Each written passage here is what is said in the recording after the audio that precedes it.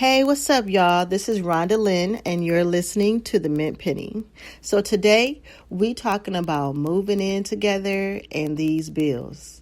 Okay, now, first of all, you would assume that this is a conversation that is already being had, that you don't need somebody like me coming onto a podcast telling you that before you move in, well, oh boy, y'all need to talk about these bills because he may be under the impression that he ain't got to pay nothing, or he might try to play you, or he might try to see what he can get away with.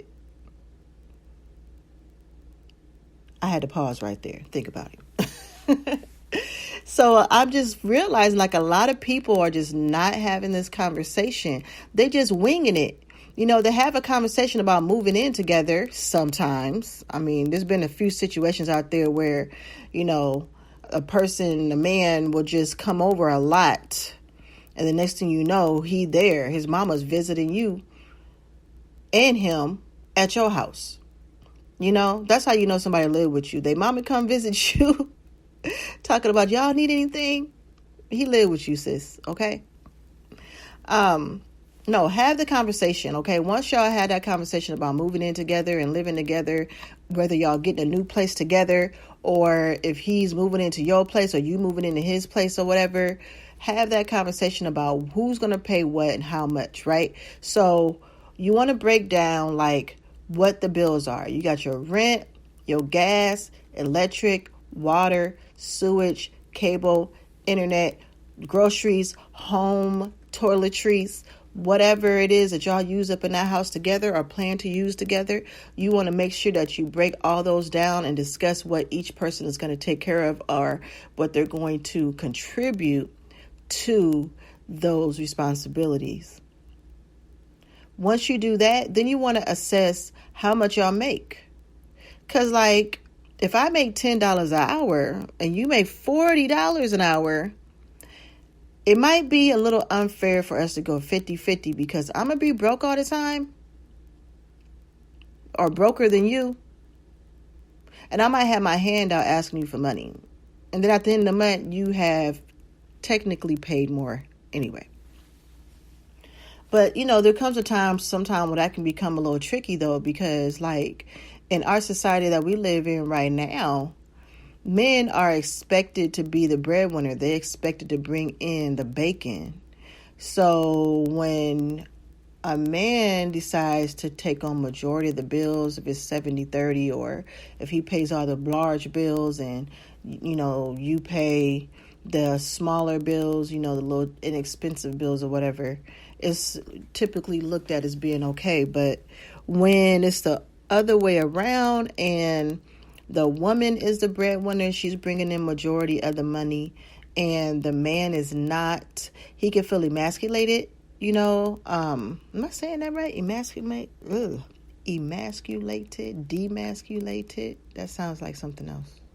Anyway, y'all know what I'm saying. He will tend to feel that way and show out in the relationship in undesirable ways. And if you're dating a fuck boy, it's going to be even worse. And if you didn't know you was dating a fuck boy, this will be when you find out that your man is a big old man boy man child and he has not matured past a certain level yet. Okay? Because a lot of times it can go two ways. Either A, he's making more than you, he's contributing more than you, and he's a dick. Okay? Showing his ass, pulling his weight around the house. Or he is making less than you, contributing less than you because he can't afford to contribute more, so he feels like less of a man, and he's an asshole. Either way, it's not good. But if you got a man that doesn't behave that way, good for you, baby. Ain't that many of them out there like that, unfortunately. And I hate to say that because we got to do better. Our men got to do better. We got to do better at raising our sons. Me and my son's father are raising a son right now. And I'm hoping that we're raising the type of man that you don't even need to have that conversation with. When I first started dating my son's father many, many years ago, and we moved in together, we never had that conversation. And we didn't need to.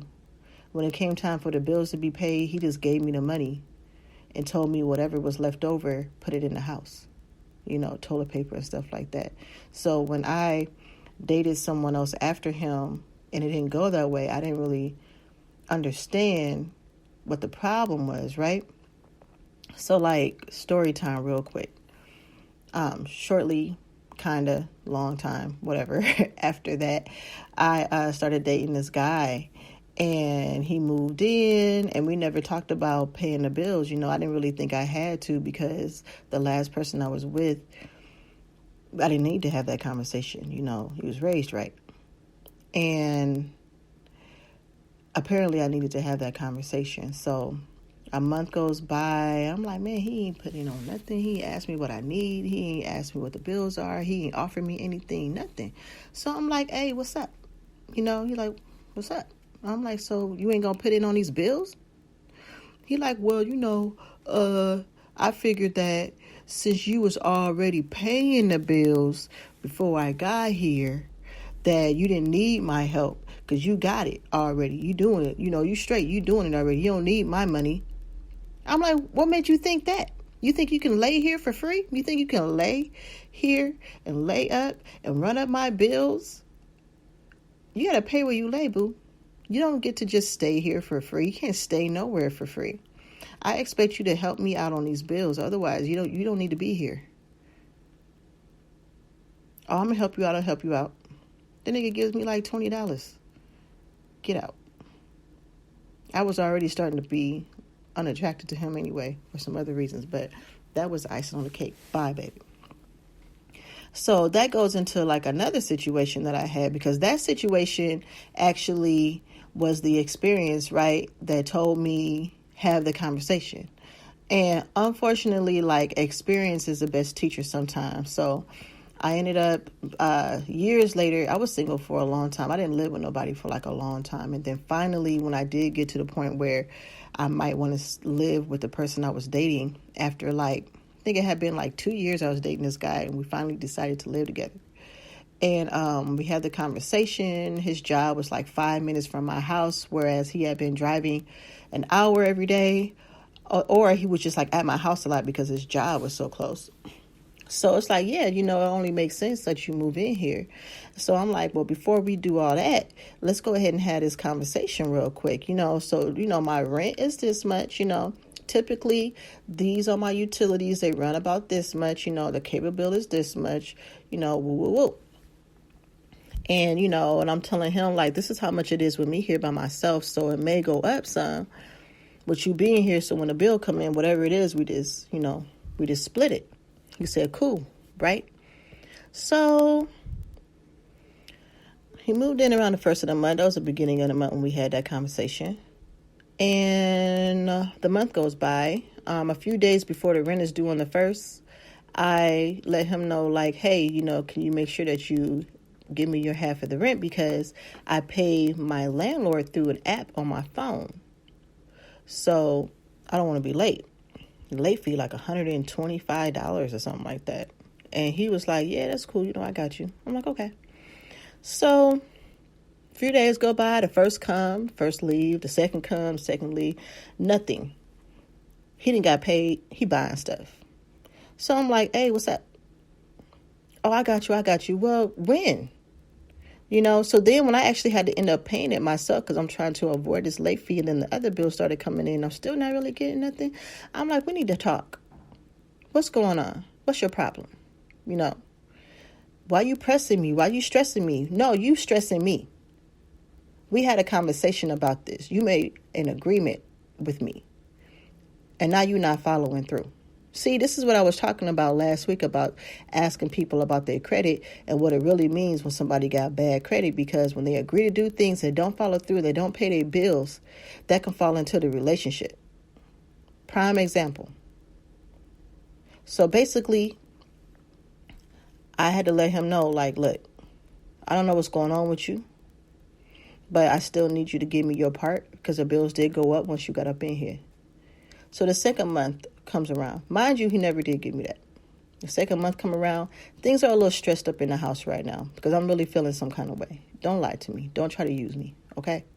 So the second month comes around, same thing, yo, same thing. So we get into an argument. We arguing now, right? So I let him know, like, look, you got to the end of the week. This is the end. Like, we arguing through like the end of the first week. So we in the second week. I'm like, you got to the end of the week to give me the money towards these bills or you can leave. Because like I said, if I'm going to pay these bills by myself, I'm going to live by myself. It's cheaper and less stressful. So he called my bluff. He ain't put in on nothing. I ain't say nothing. I felt like, what do I need to say something about it again for? You know what we talked about. You know what you agreed to. You're not a child. You're a grown man. And in the weekend, he ain't put nothing on nothing. I got off work early. I went home, packed up his shit, dropped it off at his people's house, changed the locks on the door. He got off work, couldn't get in. Hey, what's going on? I can't get in the house. Yeah, you don't live here no more. You live with your mama now. What? What you mean what? I told you. You had till the end of the week. You want to try me? That's what it is. And sometimes you just got to do that. The thing about it is when you have that conversation, it gives you foundation. It gives you something to build on, right? So just imagine we never had that conversation.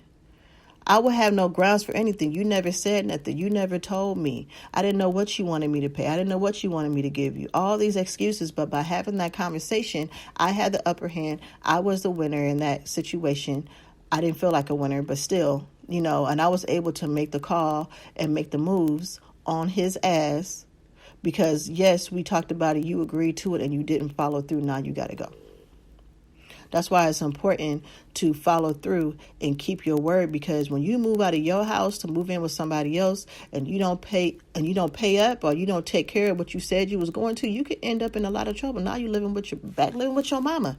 And what if you ain't got no mama? Who you going to stay with? Don't put yourself in that situation, yo.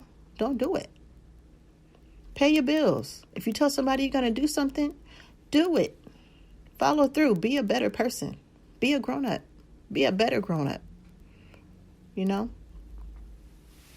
So, basically, that's really, like, what I've got to say about that. Just keep in mind, y'all. There's nothing wrong with living with anybody. But do not put your bills and utilities and bank accounts in each other's names, right? Keep your stuff separate. You're not married. Second of all, make sure you talk about everything and set your expectations for the person that you're living with before they get there. And you should do that in all aspects of your relationship. You should always let a person know what your expectations are. No one likes to be blindsided, and no one likes to have somebody walking around with an attitude and they don't know what's wrong. So communicate, right? There's 3 things to a relationship. I may have said this before that keeps it going. And it's money, sex, and love. In that order. If your money fucked up, your relationship going to be fucked up. If your sex is fucked up, your relationship is going to be fucked up. And love is cool, but love don't pay no bills. Okay? So basically, if your money is good, it's even better if you love that person. If your money is bad, y'all can make it through those tough times with love. Right? Love is like glue. It makes things better. Makes things stick better. If your sex is good, it's even better when you love that person. If the sex is whack, love will make you, I don't know. I don't know if the sex is whack, you might be more tolerable to whack sex if you love that person. But when you're going through something, if you can't make up properly, you're going to have some more problems. So let's keep that in mind. Anyways, make sure you follow, like, share this podcast, and let me know what you think in the comments. Make sure you send an email or whatever. Thank you for tuning in and downloading. Don't forget, we're on Spotify and iTunes, y'all. So follow, join the community. Have a great day.